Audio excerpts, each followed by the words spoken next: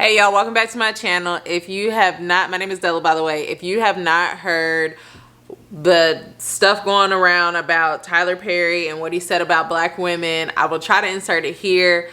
If I cannot, here is the basis of it.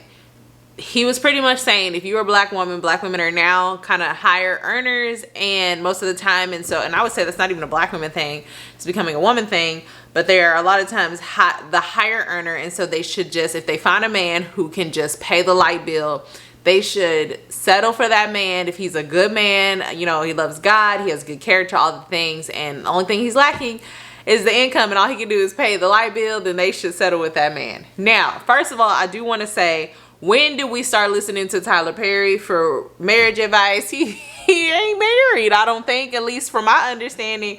But how I love him, love what he's done in the business world, I just, you know, appreciate what he did for the people, all the things. But you know what I'm saying, when do we start taking marriage advice from him? However, I do want to say I don't completely disagree with him. So you need to listen to this whole video. I'm not gonna lie to you, this might be a long video because I was listening to responses to this and I was gonna let it go, but I was like, I have to get on here and say something, because really, honestly, my heart goes out for women in the dating world right now. It's real strange out here, and I just felt convicted. I needed to think about it, pray on it, and really, because this is deeper than what we're making it, and a lot of people are sounding off on this, and because I think it's uprooting a deeper issue that we're dealing with. And so I really wanted to give my opinion. I would listen to Anthony O'Neill's take on this, and I listened to Bendy Mark's take on it. I love her channel, love Anthony's channel, and I agree with a lot of things that they're saying, but I also disagree with some things, and I have a different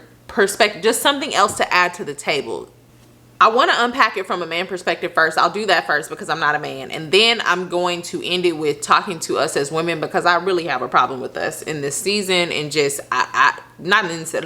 because I really have a problem with us. I have a big issue to unpack with us, and we really need to talk about it. And so I'm going to start with man. I'm not a man, so there's only so much I can say about that perspective. And just for those of you who don't know me, I have been married for going on 9 years now, which is crazy, and I am still madly in love with my husband. Marrying my husband was the best decision that I have ever made, and so my heart goes out for the women that are trying to make the right decision and trying to put themselves in a good position, which is why I'm like, I need to at least help kind of give some wisdom from this side of it. Let me say too, this video is not about the bum men who are sitting in a home with a woman and letting her work while they're sitting on the couch doing nothing to contribute. There's no medical issues, or they're just doing nothing. I believe, I'm gonna just say this right now, that is a demonic spirit, and they need to be delivered from that spirit. And while they're getting delivered from that demonic spirit, they need to be kicked out of the house. So this is not about them. That makes me angry. Nothing makes me more mad than a lazy man that is not doing anything to contribute to a household. So my whole conversation today is not even about that. So I just need to put that out there, because we like to think in extremes, and I'm gonna just go ahead and put that extreme out there and say that ain't what I'm talking about. So when I was watching Bendy Mark and Anthony O'Neill kind of make their comments about this situation, one of the big things that kept coming up was that before a man should even think about getting married, or is even worthy, kind of, so to speak, of a wife, he needs to be able to take care of his own four walls. He needs to pretty much have, you know, in a way, financially be set, or not set, but y'all know what I mean, financially stable, which even that, what does that even mean in today's time? A man needs to be financially stable before he's even thinking about having a wife. I agree and I disagree. And I agree and disagree for two reasons. Number one, I'm not trying to be funny, but the biggest reason why I disagree with this is because, like, we got to take into consideration inflation. I'm not trying to be funny, I promise I'm not. But you have to think about it this way. Back in the day, so to speak, you could get a house on minimum wage. You can buy a home for your family and y'all could live off minimum wage. Am I lying? No.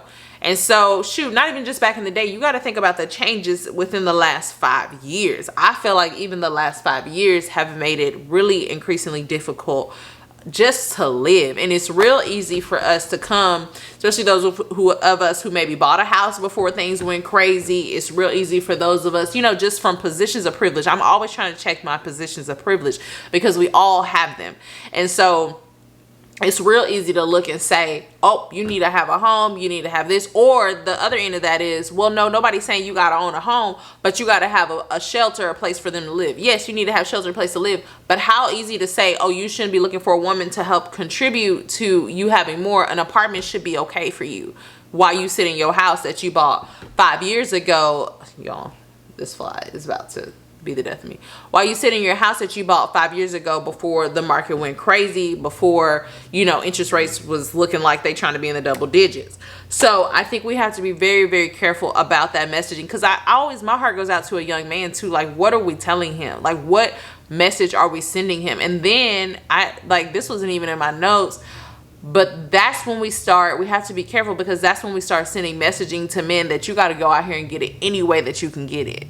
And I know that's not what we're saying, but we have to be sensitive to that, because then you will have a man that's like, his heart is in the right place. His heart is in the right position. He wants to provide for a family, but maybe the only thing he knows is the streets. And so because we done sent this message that making the 40, the 50, the 60, a modest income is not enough, he's got to go to the streets and put that together so that he can be worthy of a spouse. I do not agree with that. And the number 2 reason why I disagree with this thinking is because a man provides so much more than just monetary, like just money. And a man brings so much more to a home. And this is why, another reason why I'm sounding off on this is because the enemy and society wants us to dumb down the value. We have dumbed down the value, first of all, of a man so much that we have now decided that we're dumbing it down to what he can make, how much money he can provide. And I find that very interesting,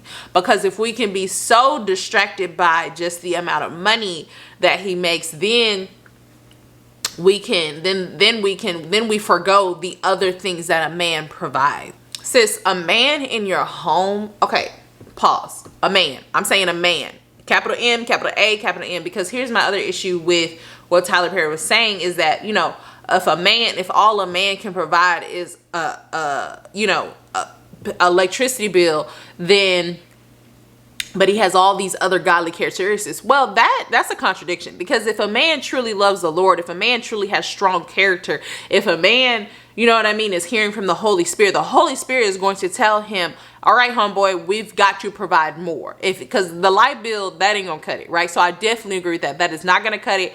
That ain't it. And so to say that a man has strong character, he has all these things, but all he can do is pay the light bill, there's a disconnect. And I think that for me, y'all know that's what I preach on this channel all the time.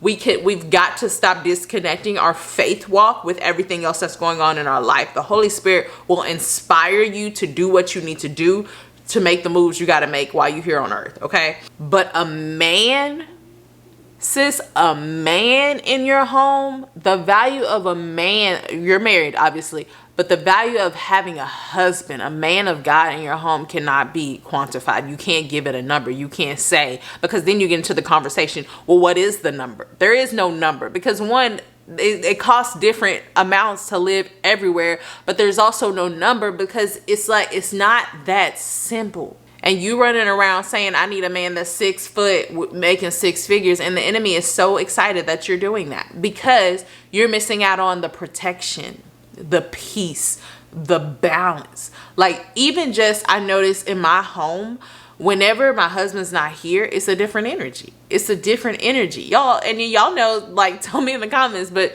the kids act different when the man is in the home.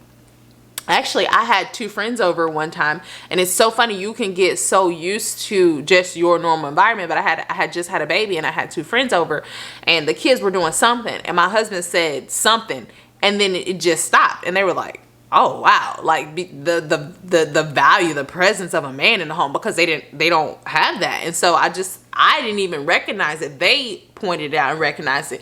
And so do not let the enemy or society make you think, oh, the only thing this man can bring to the table is some money. Y'all, that's low hanging fruit. That is low hanging fruit. I don't, and I know it feels like I'm beating a dead horse, but I need to drive this point home. I don't even sleep the same when my husband's not here. My sleep is not the same. Even if I physically go to sleep, when I wake up in the morning, I don't feel as rested. I don't, it's a whole thing. A man can carry a burden like better than a woman can. And I remember I read this post or something where the guy was saying, burdens are meant to carry on shoulders. Burdens are meant for shoulders, not hips. And I agree with that. Now, I think what's difficult about this conversation is we live in a society where we don't even agree that a man and a woman are different.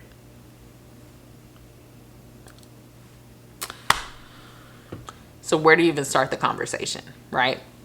A man just brings a certain balance. And we're just running around here simplifying this conversation, making our men feel less than because they don't make a certain amount of money. And y'all, I'm not talking out of my butt. Like, this is a conversation that my husband and I had to have. An honest come to Jesus moment. I remember being on my face in my apartment in college and having this conversation with the Lord because, okay, so when we were in college, I met my husband in college.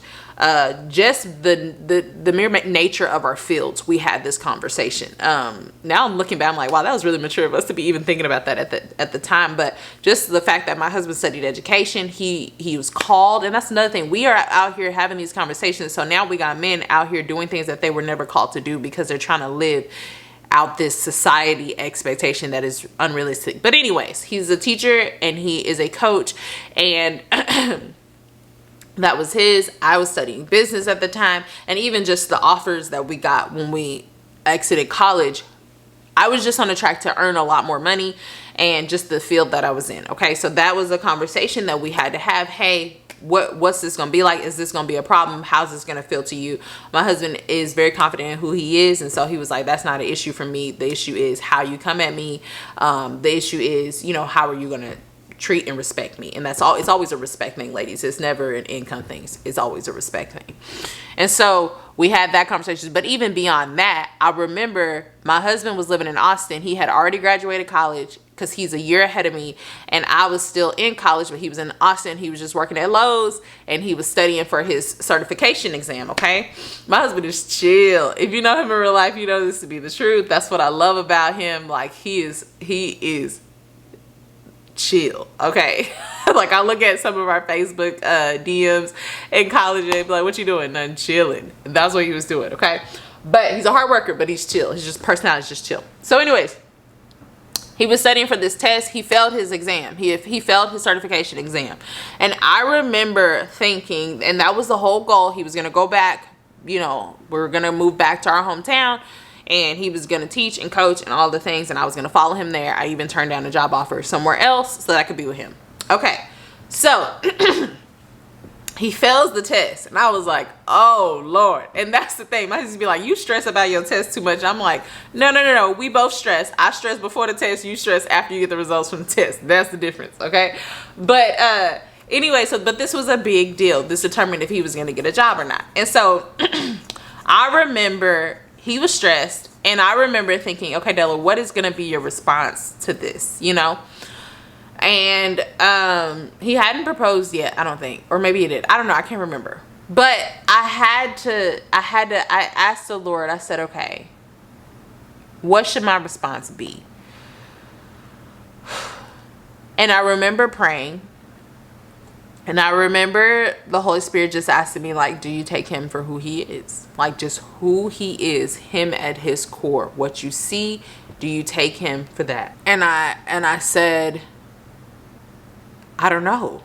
Honestly, I said, I don't know, because I have these ideas in my head of what it is that we were supposed to do.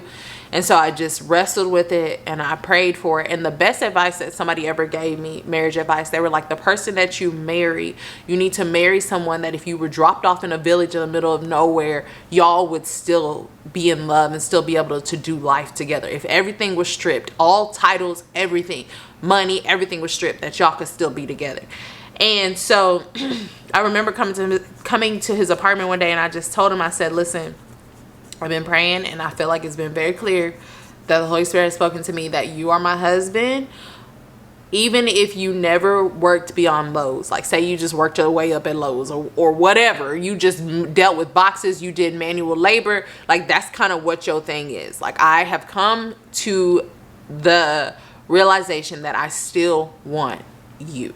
And it's so funny because he didn't ask me for that. He didn't even know probably that I was wrestling with that or whatever, but I just saw something release, and I saw a stress lift off of him, and it was just a new moment in our relationship where it's like, I want you, like I love you and who you are, and I just saw something unlock in him. Now all that being said, I don't know nothing about social studies, history, and all that, and I told him, I said, listen, I don't know nothing about this, but I can't study. So we about to get these note cards, right? And we about to lock ourselves in this apartment, and we are about to hit it. And so long story short, he ended up passing his test, whatever, he got his job. It all worked out, okay? It just makes me think of Proverbs 18 and 22, because here's where the comment, I'm gonna get to the women, I promise, because I got some things to say. And I know this video is getting long, but it's necessary. Where's my Bible? I don't have my Bible. I have my phone though. Proverbs 18 and 22. He who finds a wife finds a good thing and obtains favor from the Lord. There's a certain amount of favor. There's a certain amount of things that are going to be released when you and your person connect. You can build together.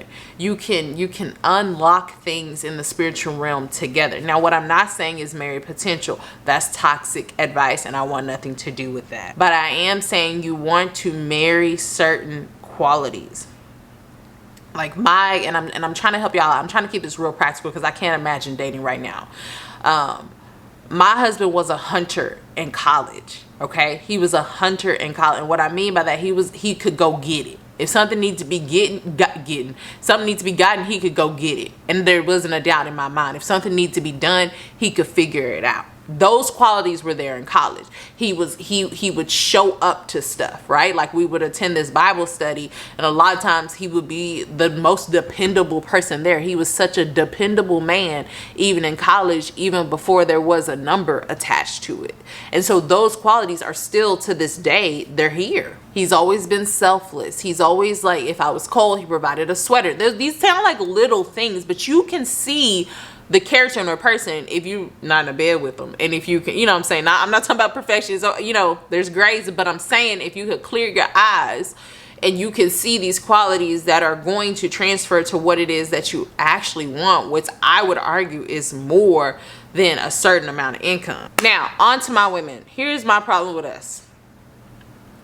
We want a man that loves Jesus, is a thug, makes six figures, good in bed, and at the same time we want to have we want to be a trad wife, a traditional wife, and we want to live a luxe life and a soft life all at the same time. And the problem with this is that is not reality.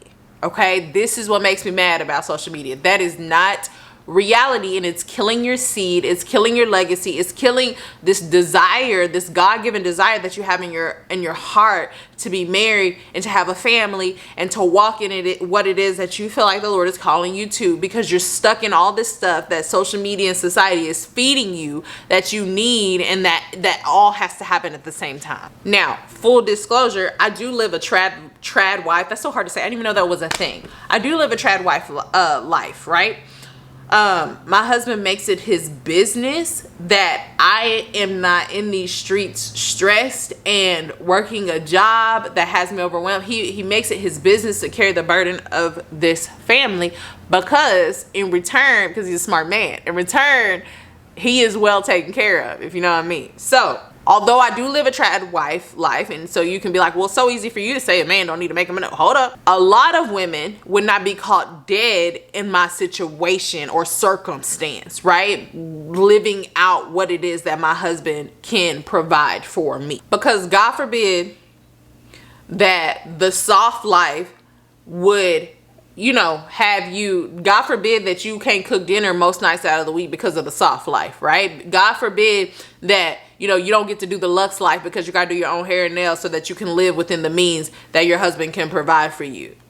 This is what I'm talking about. These are contradicting desires that you have in your heart, and they're unrealistic expectations that we're placing on our men, and it is killing them. Now, again, there's nothing wrong with the lux life, the soft life, if that's where you're at, if that's what your reality is. But you're having whiplash because you have this desire to be with a good, God-fearing man, but it's being sucked away because you also believe that you deserve to live the lux life and the soft life all in the same season, and those don't all come in the same season. The way that my husband makes me feel, the love that we share between us, like I would never trade that in order to look rich on social media. I would never do that. Now, side note, I am bothered by a man being bothered by a woman not having a job. Notice I said a job, not working. It's the weirdest thing to me. Like men who are constantly saying she ain't got no job. Having a job and working are two different things, okay? Because a man should be bothered by a woman not working. Because even if a woman doesn't have a job where she works for another man, she should be working. Whether that's working with the kids, working in the home. If the kids are out of the home, she's working on keeping the home. She's working on just looking a certain way, carrying herself a certain way. The work of a woman is such a complex thing. And it's such, even just the work of carrying like the what do you say? Carrying the temperature of the home. Like I could be sitting on the couch and knowing this person is feeling anxious. This person is stressed. The family this weekend, we need a family day. That is the work of a woman. And so it cannot be put into some number. So I think that a man anticipating marrying a woman so that she can help him carry these bills and these burdens and she can get a job, I think that is, I think that's brokenness, and I think it's deep rooted. Whew, how do you say? This is a whole nother conversation that we're drifting into, and I'm about to close this up, I promise. But I believe that our culture, Black culture, is the only culture that struggles with not seeing the value of a woman outside of how much money she can bring into the home. And I think it's deep rooted in slavery. And I think that we have to heal. We have to heal from that. Yeah, that's a whole nother conversation. But I do believe that, and I just want to put that out there. Although I do feel like the expectations that we're putting on men and saying that they're not worthy of getting married if they don't have everything figured out, I do believe that a man looking to a woman to be his co-provider, I think is weird. I think it's weird that men think that. I think men thinking that women not having a job is such simple-minded thinking, and I think it's very odd because, and I think as Black people, we're the only ones that don't think of cultural legacy. Like even if a woman, the kids are out of the home, she could be sewing into the family by taking care of the grandchildren. We don't see that as valuable. We're looking at how much money she making on a job. What? I think that is, I think I'm bothered by that. However, the women that share this viewpoint with me, sometimes they also share the viewpoint of, I deserve a soft life. I deserve a lux life. I deserve all this at the same time. Honey, there are seasons, because let me tell you something. When a man and a woman get together and they're married and the Lord blesses that thing, there are certain things that are released just from your union that could provide the lux life in another season if that's what you desire. There are certain visions, and even going back to the work of a woman and how it cannot be simplified to a job. There are certain visions that maybe God has downloaded in my heart as I'm cleaning, as I'm sleeping, as I'm doing these things that I have shared to my husband, and he has taken it and colored it in and executed that thing, and it has positioned us in ways that are beyond me getting a check. Right? It's not saying that I don't do work. I do work. I produce money. But that's not my husband is like, what you bring in this house? he's like, even when you start making more money than me, if you ever make more money than me, he's like, it doesn't, that ain't why you here with me. Okay.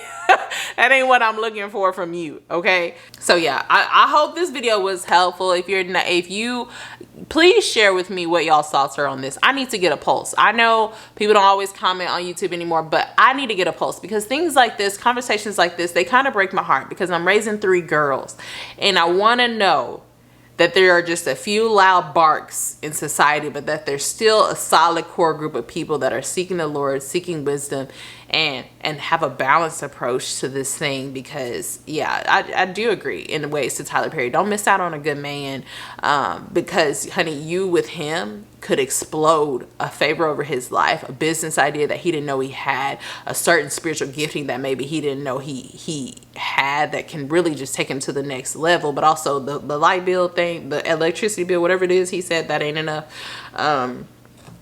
Let me tell y'all this real quick before we end. I know this is so long-winded. We had chickens. All of our chickens got murdered. Just killed. Either an owl killed them, whatever. Every night, one chicken was gone, another chicken was gone. And so I had got on Instagram and I had told y'all that our chickens were gone. Well, actually, one of them is still alive. Okay? This is what I love about animals, because they show us a lot about our creator.